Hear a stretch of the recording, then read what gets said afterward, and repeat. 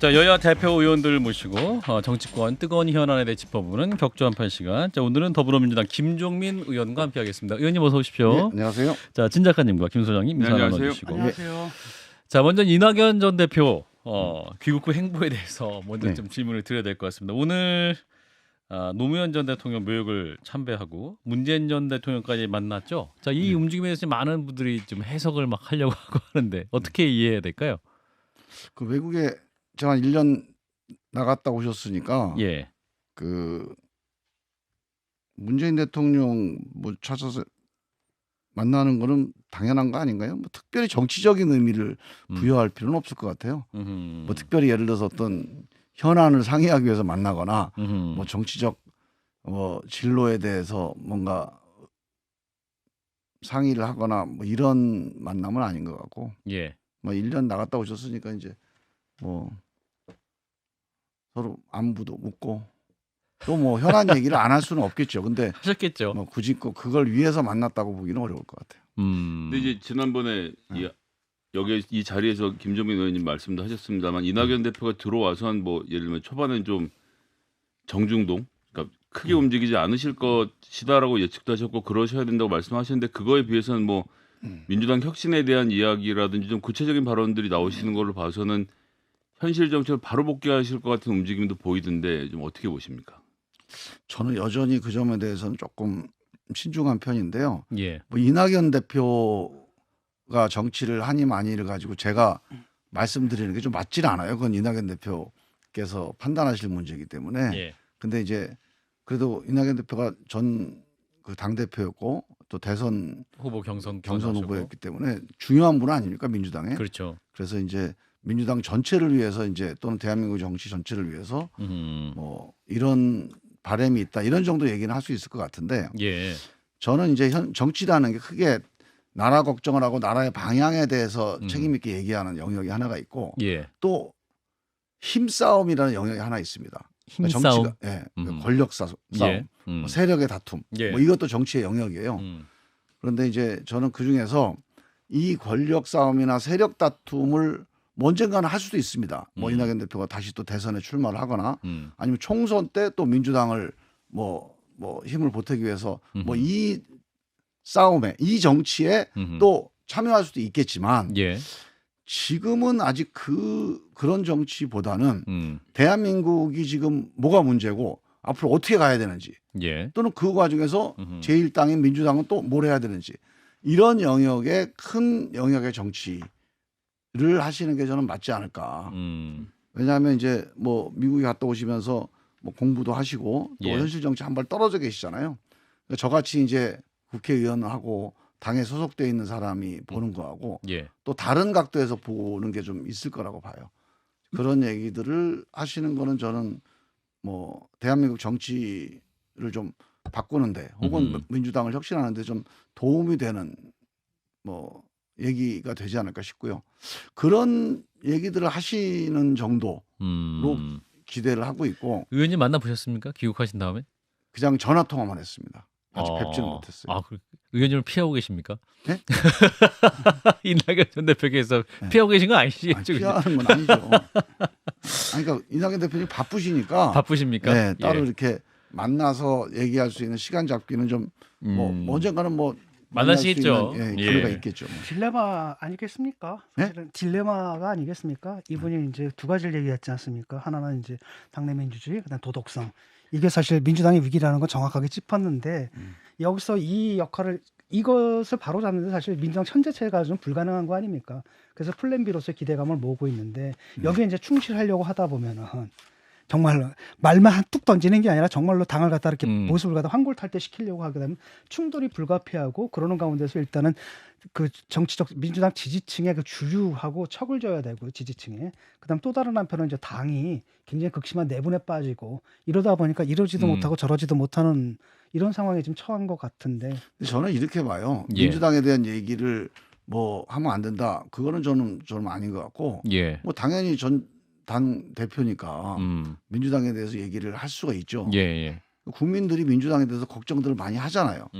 그래서 저는 그런 민심을 대변해서 얘기를 하실 수는 있고 또 하시는 게 저는 뭐 자연스럽다고 봅니다. 음. 도움도 될 것 같고요. 예. 그런데 이낙연 대표께서 내가 나서서 뭘 해보겠다라고 하는 마음으로 뭘 말씀하시는 거는 예. 조금 뭐 나중에 뭐 그런 날이 올지도 모르겠지만 지금은 네, 아니다. 지금은 내가 보기엔 그거는 아닌 거 아닌가. 왜냐하면 지금은 하여간 불만이 있더라도 현직 당 대표가 있고 지도부가 있고 예. 또 의원들이 있어요. 음. 그분들이 뭔가를 뭐 여기서 찌그락빠그락 뭐 싸움을 하든지 뭘 하든지 뭘 해결해 가고 있습니다. 예. 그 해결을 해 나가는데 뭐 도움이 될 만한 힘을 보탤 만한 예. 그런 이제 말씀을 하시고 또 그런 행동을 하시면은 괜찮은데 밖에서 이제 또 뭐 새를 모아서 한번 내가 바꿔보겠다. 예. 그렇게 하시는 건 좀 민주당 지금 상황이 좀 더 복잡해질 수 있을 것 같아서 아직은 그건 아닌 것 같고 나중에 또 이낙연 대표께서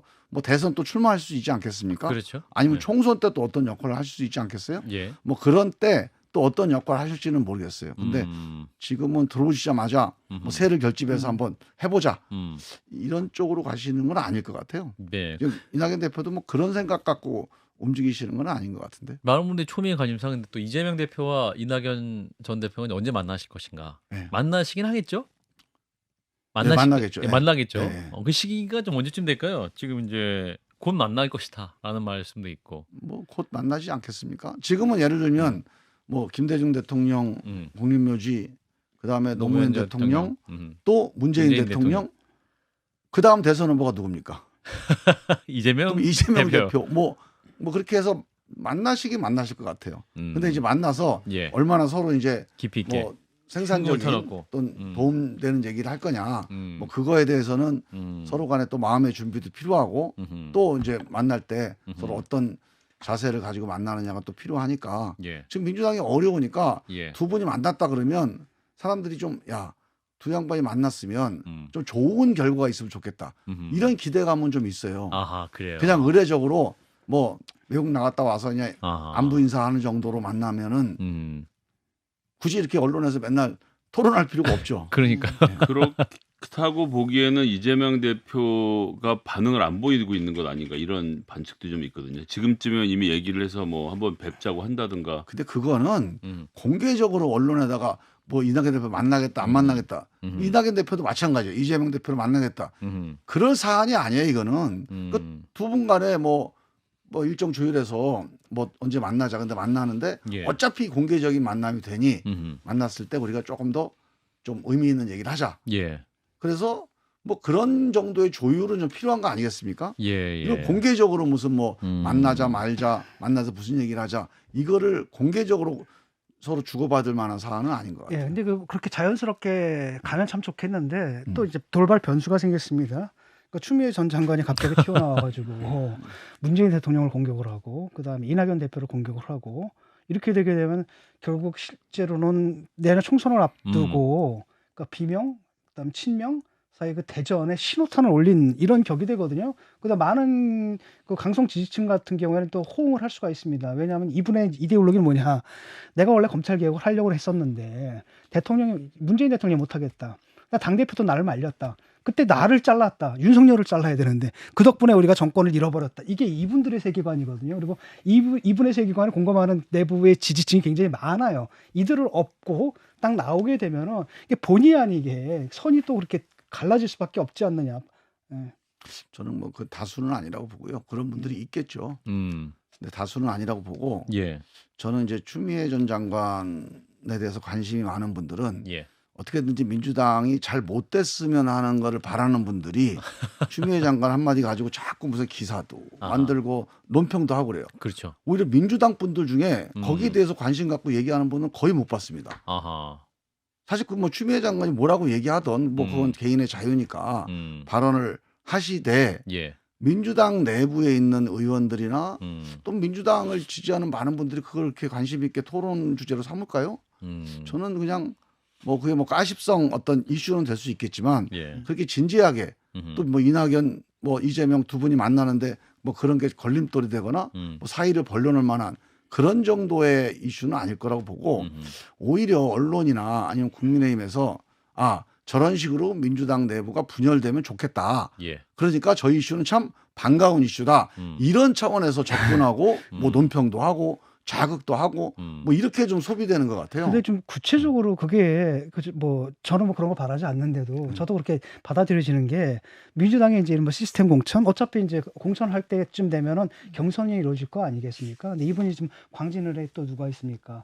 그 고민정 저기가 있고 이분이 사실은 이렇게 강성 지지층은 없고 만약에 경선에 들어가게 되면 사실상 공천을 받을 수도 있는 거 아니겠습니까? 그러면 이제 총선의 구도가 이렇게 짜여지는데 저는 공천 받을 가능성이 굉장히 크다고 보거든요. 만약에 거기에 맡긴다면. 너무 앞서 나가지 말고요. 그 총선이라고 하는 거는 한 총선 2달 전쯤 돼야 윤곽이 나옵니다. 누가 공천을. 그러니까 지금 현직 국회의원들은 무조건 자기가 된다고 하고 열심히 뛰니까 이제 이거 굳은 자고 실제로 될지 안 될지 또 누가 새로운 인물이 나올지는 지금 백날 얘기해봐야 잘 안 맞아요. 예. 한 2달쯤 전에 광진을 해서 누가 붙을지 그때 가서 토론하는 게 좋습니다. 근데 무엇보다도 추미애 장관이 뭐 총선에 생각이 있다고 하더라도 나왔던 광진에 다시 출마해서 이거 내 거니까 돌려줘라는 식으로 정치 복귀할 가능성은 저는 좀 낮다고 봅니다. 명분이. 아니 저는 이분이 정치 복귀할 가능성 사실은 국민들은 뭐라고 그러냐면 이미 아웃된 분이라고 생각을 하고 있는데 복귀하잖아요. 그러니까 모든 것이 가능한 분이라고 봅니다. 그러니까 조응천 의원이 또 이런 비판했죠. 그러니까 이제 대통령까지 본인을 장관 시켜준 대통령까지 불쏘시개로 이용해서 자기 정치한다. 뭐 이렇게 막 비판하고 있지 않습니까? 그런 비판에는 의원님도 공감하시나요? 저는 뭐 대통령이 인사를 했던 거에 대해서 이제 약간 억하심정이 있는 거죠 지금. 예, 추미애 전 장관이. 예. 근데 장관 대통령과 장관 관계라는 게 장관이 그 대통령을 경질하거나 아니죠. 대통령이 장관을 경질하거나 장관을 경질하거나 한다고 그래도 그 인사권자고 헌법적 권한이잖아요. 장관이 임기에 있는 것도 아니고 그 판단을 가지고 왈가왈부하는 거는 저는 맞지 않다고 봐요. 많은 분이 또 그렇게 생각하시는 정치가 그거는 정도는 아니라고 봅니다. 그게 이제 정상적인 경우에는 그런데 이분들이 살고 있는 그 세계관 속에서는 아까 그러니까 윤이냐 추냐라고 그런 했을 때 상식적인 범위 내에서 다 판단을 하고 계시는 거예요. 근데 왜 이거를 자꾸 이슈로 삼고 거론을 하느냐? 이게 가지고 민주당 분열 요소가 되지 않을까 기대하는 분들은 관심이 가겠죠. 근데 이제 뭐 그냥 상식적으로 보는 분들은 대통령이 인사 판단을 한 건데 그걸 가지고 불만이 있으니까 그건 정도가 아니다. 이러고 끝나는 겁니다. 이거는. 그렇군요. 자, 혁신위 얘기 좀 해보겠습니다. 의원님 어떻게 보십니까? 지금 한 2가지 정도 혁신위가 안을 내놨습니다. 불체포 특권 관련해서 그리고 이제 꼼수 탈당 문제에 대해서 얘기를 했는데 좀 기대에 못 미친다라는 의견도 많이 있습니다. 의원님도 약간은 부정적 전망을 초기에 하셨었는데 어떻게 보세요? 저는 뭐 부정적 전망이라기보다는 전망이 안 된다 그런 거죠. 뭐 되게 이제 내가 아는 분들이거나 사회적으로 이렇게 공론화되어 있는 위원들이 그런 이제 행적들이 있는 분들이면 전망이 되잖아요. 그렇죠. 어떻게 이런 뭐 방향으로 할 가겠다. 성과가 기대가 된다. 아니면 이분들 갖고는 어렵겠다. 근데 실제로 진짜 이게 다 거의 이제 와일드 카드입니다. 모르시는 분들 전혀 모르는 분들이라 전망이 잘 안 되는 거였는데 뭐 지금은 아직 뭐 이게 잘한다 못한다 판단할 수 있는 그런 상황은 아니고요. 그런가요? 아직 보면 이제 그 뭐 축구로 따지면 전반 한 5분 정도 지난 거 아닌가 싶어요. 전반 5분? 그렇게 많이 남았습니까 그러면? 그래서 앞으로 이게 경기가 어디로 갈지 누가 골을 넣을지 이거는 제가 볼 수는 없는데 저는 이제 저도 2020년에 혁신위원장을 했었거든요. 근데 지난번에 잠깐 말씀드린 적이 있는데 혁신위원회라고 하는 게 쉽지가 않습니다. 왜 쉽지가 않냐면 혁신은 사실은 뭐 당장 총선 전략 짜면 그냥 전략기획위원회에서 하면 되지 뭘 혁신위원회 왜 만듭니까? 그렇죠. 사실 혁신위원회라고 하는 거는 전반적인 큰 이 조직의 당의 기조를 한번 재점검하자. 뭐 방향을 바꾸자는 거지. 뭐 예를 들어서 어느 휴게소에 내리자. 이게 아니에요. 지금 우리가 경부고속도로 가고 있는데 이걸 고속도로로 갈지 기차로 갈지 아니면 호남고속도로 타야 될지 이거를 고민해 보자는 거지. 어느 휴게소 내리고 어느 주유소에서 기름 넣고 이거 논의하자는 게 아니란 말이죠. 그런 점에서 쉬운 일이 아닙니다. 이게. 혁신위가. 혁신이라는 게. 근데 저는 혁신위가 왜 어렵냐면 단기간에 뭐 결론을 내야 돼요. 성과를 내야 됩니다. 그럼 사실은 당 전략기획위원회가 총선기획단이 해야 될 일을 하는 역할을 하게 돼버려요. 그런 점에서 사실은 혁신위가 사실 성공하기가 구조적으로 쉽지가 않은 거예요. 그래서 결과적으로는 저는 단기적으로는 총선을 위해서 뭘 할 거냐 이런 논의도 해야 되지만 예. 근본적으로 당이 거의 뭐 재창당이 됐던 아니면 근본적인 혁신이 됐던 혁신을 하려면 이재명 체제를 넘어서는 그런 안목을 가지고 혁신 논의를 해야 돼요. 그렇죠. 근데 매번 혁신위가 당대표 직속 기구였어요. 다. 특별위원회니까. 예. 그러니까 이 당대표의 의중에 따라서 혁신이 좌우됩니다. 음. 그래서 사실은 당대표는 어떤 당대표든 현안에 붙잡히게 됩니다. 당대표는 늘 현안을 가장 1순위로 관심을 갖게 돼 있어요. 예. 그래서 지금 민심, 지금 여론 이런 거를 신경 안 쓸 수가 없습니다. 다음 선거. 단기적으로. 예. 그런 당대표는 또 그게 의무예요. 어쩔 수가 없어요. 2년밖에 안 되니까.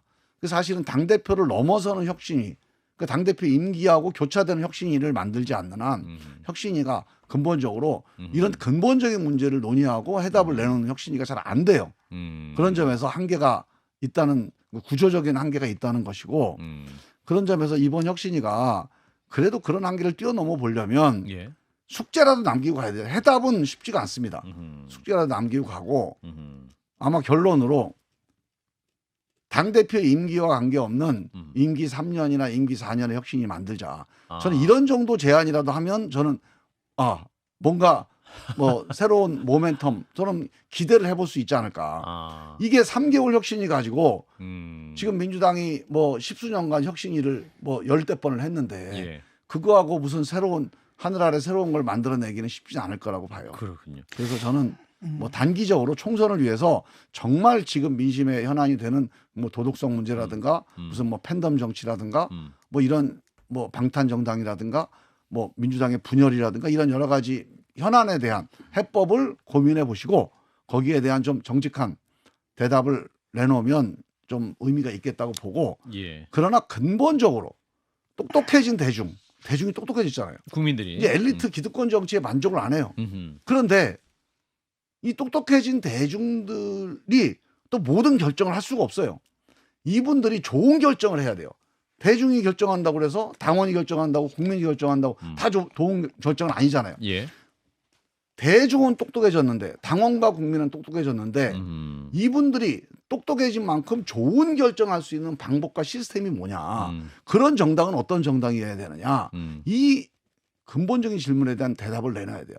그게 팬덤도 아니고 그렇다고 뭐 기존 대의원은 못 믿겠고 또 의원들한테 맡겨서는 이거 기득권 뭐 그냥 맨날 그 찜쪄먹을 것 같고 이 질문과 이 딜레마를 예. 해결해 주는 게 사실은 당 혁신의 핵심 알겠습니다. 쟁점인데 이거는 그 뭐 어떤 당 대표 직속 혁신이로는 잘 안 풀립니다. 그렇군요. 예. 자, 진 교수님. 그렇죠. 뭐 사실은 뭐 국민들은 알고 있잖아요. 그리고 이낙연 전 대표가 정확하게 찝었거든요. 두 가지 문제입니다. 도덕성하고 당내 민주주의 이 문제인데 사실 이재명 대표가 이 두 가지가 다 걸려 있는 분 아닙니까? 핵심이. 근데 그 체제에서 혁신을 만들었다 한들 혁신 안으로 나오는 것들이 굉장히 자디잔 것만 나오는 거예요. 그나마 방탄 맞겠다고 뭐 불체포 특권 포기하겠다라고 하는 당에서 뭐라 그러냐면 부결을 당론으로 하지 않겠다.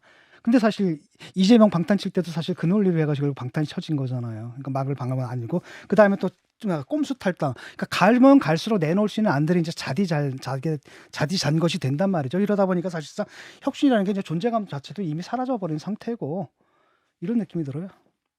몰라요. 좀 기다려 보세요. 전반 5분이니까. 예. 자, 이런 가운데 뭐가 나올지 여야 모릅니다. 정치권이 엄청 싸우고 계시는데 윤리위 재소 정치를 하고 있습니다 지금. 그러니까 어제 이제 민주당을 향해서 이제 마약에 노출된 것 같다는 김기현 국민의힘 대표 윤리위에 재소하자. 또 국민의힘도 윤석열 대통령이 사실상 쿠데타를 통해 대통령이 된 상황이다라고 말한 유영찬 의원을 또 재소하기도 했죠. 이렇게 해서 서로 지금 막 재소하고 제가 있습니다. 그 얘기 나온 김에 예. 제가 2020년에 혁신위원장 할 때 예. 혁신 안으로 제안했던 안이 예. 국회 윤리위 개편안이었는데 네. 그게 뭐였냐면 국회의원이 아닌 외부 독립적인 인사로 윤리위를 구성하고 이 내부에 조사 기구를 둬서 국회 윤리. 자체 조사가 가능한 국회 예. 윤리를 만들자. 그런 제안을 혁신안으로 제안을 한 적이 있어요. 예. 이렇게 해야 됩니다. 아. 이렇게 하지 않으면 이게 정당 소속의 의원들이 윤리위원으로 소속돼 있으면서 계속 정당 간의 싸움을 이 윤리기구에서 하는 거 아닙니까? 그렇죠. 이게 국민들이 정말로 짜증나는 거죠. 그러니까 누가 무슨 제소를 하더라도 실효성 누가 문제. 기대를 하겠어요. 음. 여기서 토론이 이루어질 거며 진실이 밝혀질 거며 무슨 정의가 세워질 거며 어떤 기대를 할 수 있겠습니까? 그래서 저는 진짜 여야 모두에게 호소하고 싶어요. 이런 거 그만하고 윤리위 제소 정치. 아니 심지어는 사법부 제소, 검찰 제소도 그만한 이 사법 정치도 그만하자고 하는 판에 예. 이 정치를 이렇게 사법화시키는 음흠. 이런 일에 우리 정치권이 앞장서서 되겠냐. 음. 근데 이걸 바꾸려면 이걸 없애려면 실제로 아까 제가 말씀드린 대로 외부 독립적인 신망 있는 인사들로 윤리위원회를 구성하고 예. 자체 조사 기능을 법적으로 부여해야 됩니다. 자체 조사 예. 기능. 그리고 여기에서 실제로 우리가 제소 안 해도 돼요. 윤리위에서 보기에 아 저거 문제 있다. 그러면 조사하게 만들면 됩니다. 직권을 조사할 네, 수 우리끼리 있도록. 정당끼리 싸울 필요가 없어요. 그 하나가 또 이제 민주유공자법인데 네. 참 그게 저는 지금 이해가 잘 안 되거든요. 왜냐하면 수많은 뭐 보상 배상을 위한 법안들이 만들어졌고 또 실행이 됐지 않습니까? 그런데 이게 또 왜 필요한지 거기다가 지금은 상황은 어떤 거냐 문재인 정권을 거치면서 운동권들이 국민들에게는 과거에 그 정말 정의로운 투사 이런 것이 아니라 하나의 벌써 이제 기득권층이 되었고 그다음에 여러 가지 사업을 따먹는 하나의 카르텔이 되어버렸다는 인식이 강한데 지금 이런 시대에 이런 법을 갖다가 또 단독으로 통과시키고 이게 과연 온당한가 이런 생각이 들어요. 국민들 잘 제가, 필요를 못 느끼거든요. 이걸 우리 왜 이걸 해야 진 되는지. 작가님한테 예. 한번 여쭤볼게요. 민주화 운동권이 나이가 먹고 또 사회생활하거나 아니면 뭐 일부가 타락해서 이권 카르텔이 될 수 있다는 점을 인정합니다. 그러나 민주화 운동이 이권 카르텔이 될 수는 없는 거 아닙니까? 맞죠? 우리가 지금 기리는 거는 이 민주화 운동을 유공으로 인정하는 겁니다. 그 이후에 그 사람들이 뭐를 하고 사업을 하고 해서 이거를 도와주자는 게 아니에요. 그 민주화 운동이라는 역사를 기록을 하자는 겁니다. 근데 우리 국가유공자법에 나와 있습니다. 독립유공, 독립운동한 분, 안보유공, 참전한 분들, 그리고 민주발전에 기여한 분들, 민주유공, 그리고 국민 생명과 안전을 위해서 기여한 분들, 안전유공, 이 네 가지를 우리 법으로 유공자라고 하고 있어요. 근데 이 민주발전의 유공을 딱 두 사건만 인정합니다. 4.19하고 5.18. 근데 4.19, 5.18 말고 우리 이한열 열사나 박정철 열사나 이런 분들 민주화운동 아닙니까? 부마민주항쟁 이런 건 아니에요? 그러니까 이런 부분들을 국가유공자법이 그동안 한 번도 심의를 안 한 거예요. 안 하니까 우리 법에도 나와 있는데 법에 있어요 그게. 근데 4.19만 민주유공이라는 거예요. 대한민국이 4.19 민주화운동밖에 없나요? 그래서 이거를 민주유공으로 하자고 했는데 안 하니까 그러면 별도 법을 만들자. 뭐 참전유공자법처럼 한 건데 예. 지금 쟁점은 뭐냐면 아무 사건이나 다 처음엔 특혜였어요. 그래서 특혜는 다 뺐습니다. 사실상 아무 혜택도 없어요. 그냥 이 사람은 빨갱이가 아닙니다. 이 사람은 무슨 혼란 사회를 혼란시킨 사람이 아닙니다. 이 사람은 국가를 위해서 기여한 분입니다. 요 명예를 드리는 법입니다. 딱 그거밖에 없어요. 딱 요 법인데 그러니까 특혜 이 논점은 없어진 거죠. 예. 그랬더니 지금 이제 들고 나온 논점은 뭐 아무나 다 뭐 동일의 사건 난민전 그게 다 빠집니다. 왜? 국가보안법 형법 저촉자는 다 제외하게 돼 있어요. 그리고 마지막에 이번에 제가 제안해서 수정안으로 제안한 게 그럼 마지막에 그래도 불투명하대요. 그러면 두 가지를 넣자. 하나는 정말로 자유민주적 기본 질서의 공헌이 뚜렷한 사람으로 사회적 공감대가 있는 분들 이렇게 문구를 집어넣었어요. 예. 이거를 어디서 심의하냐? 민주당이 심의하는 게 아니고 정무위가 심의하는 게 아니라 국가보훈부에서 심의하라고 심의 권한을 부여했습니다. 그럼 자기들이 문제가 되는 사건 다 걸릴 수 있게 권한을 준 거예요. 뭐가 문제입니까? 그냥 민주유공을 인정하기 싫다는 거예요. 이거는 양보 못합니다. 국가유공으로 우리 법에 명시돼 있어요. 근데 그거를 지금까지 받아들이지 않아 놓고 민주를 왜 유공으로 인정을 안 합니까? 민주주의, 민주화 운동이 대한민국 정체성을 만들어 온 거예요. 전쟁으로부터 지킨 안보, 유공, 독립을 시킨 이 제국주의와 싸운 이 독립유공 똑같이 민주주의를 만든 민주유공도 지금 오늘의 이 풍요로운 대한민국, G7 대한민국의 정체성을 만들어 온 엄청난 정체성 유공행위입니다.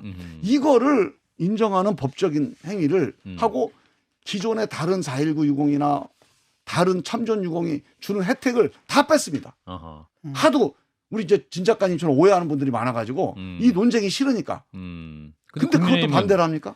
왜 이렇게 또 강하게 내편 신분 격상법, 가짜 유공자 다 양산법. 가짜 뉴스예요 그게. 그래서 거짓말입니다. 대통령에게 거부권 행사 요청하겠다는 또 입장 아닙니까 국민의힘은? 그러니까 만약에 윤석열 대통령이 이 법도 거부한다. 거부권 행사한다면 어. 그건 아마 뭐 역사에 심판받을 일이 한두 가지가 아닌데 저는 그거는 역사 진짜로 심판. 중요한 이제 그 비판을 받을 거고요. 음흠. 제가 다시 한번 말씀드리지만 음. 그러니까 저 국민의힘이 요구한 건 이거예요. 그러니까 이한열, 박종철, 전태일만 하자는 겁니다. 근데 그런 법은 없어요. 예를 들어 백선엽만 참전 유공자다 이런 법이 있습니까? 그 백선엽법 없잖아요. 그렇죠. 우리 뭐 옛날에 김주열만 저 4.19 유공자라 김주열법이 있습니까? 아니에요. 특정을 위한 법이 아닌 거죠 그럼요. 사실은. 사건과 역사를 유공으로 하고 유공자 선정을 엄정하게 하는 거지. 그 유공자 선정을 보훈부에서 하라고 우리가 맡겨놨습니다. 다. 거기서 다른 시행령 만들고 더 엄격하게 해도 된다. 아무 조치도 안 하고 그래서 아까 얘기한 사회적 공감대가 분명한 분 요 기준만 준 거예요 법에다가. 예. 여기 이 법에다가 무슨 모두 해라 이런 걸 안 줬어요 아무것도. 사회적 알겠습니다. 공감대 기준으로 판단해줘라. 예. 그래서 그냥 윤석열 대통령이 실제로 보훈부의 지시에서 얘 빼라 그러면 빠집니다. 뭐가 무서워요? 저는 해명이 됐다고 봐요. 예. 그러니까 우리 진 작가님이나 합리적인 분들이면 이걸 막을 일이 설득됐습니다. 없어요. 이거 왜 공감이- 막습니까? 이거 마지막 질문. 자 이제 오염수 관련해서 또 여야가 막 지금 수족 막 물 드시는 분도 있고 막 좀 단식하시는 분도 있고 여야 간에 지금 굉장히 극한으로 가고 있는데 IAEA가 이제 어제 국제적 기구에 맞다. 그래서 이게 안전하다, 안전성에 큰 문제가 없다라고 발표를 한 상황에서 지금 어떻게 해야 됩니까? 이제 국민의힘은 민주당 주장이 괴담인 게 증명됐다 이런 상황인데 의원님이 저는요, 어떤 해법이 있을까요? 이 논쟁 하지 마시고 예, 이게 안전하냐가 논쟁의 초점이 아니에요. 아니다. 예. 아니 안전하다고 믿는 사람이 있고 안전하지 않다고 믿는 사람이 있는 거 아닙니까? 이건 믿음이에요, 믿음. 과학이 아니에요. 누구도 과학적으로 정리가 안 됩니다, 지금은. 예. 그건 이 믿음의 차이입니다. 이거 갖고 싸울 일이 있어요? 싸울 필요가 없어요. 그러니까 제도로 접근하면 됩니다. 딱 두 가지만 하면 돼요. 국제해양소에 제소해서 판단을 받아보는 겁니다. 국제해양재판소. 그렇죠. 국제해양재판소가 이 믿음과 믿음의 싸움, 믿음과 믿음의 차이를 해결하는 유일한 국제법적인 기준입니다. 다른 기준은 없어요. 예. 우리 국회에서 뭐 가서 뭐 의결한다고 되는 것도 아니고 예. 또 우리가 광화문에 집회한다고 되는 것도 아니고 또 일본이 믿자 그래도 믿어지는 것도 아니에요. 예. 그래서 이 문제를 해결하는 유일한 국제법적인 기준은 국제해양소의 판결입니다. 판결을 받자는 겁니다. 저는 이거를 해야 된다. 국제해양소에 제소해서 판결 받읍시다.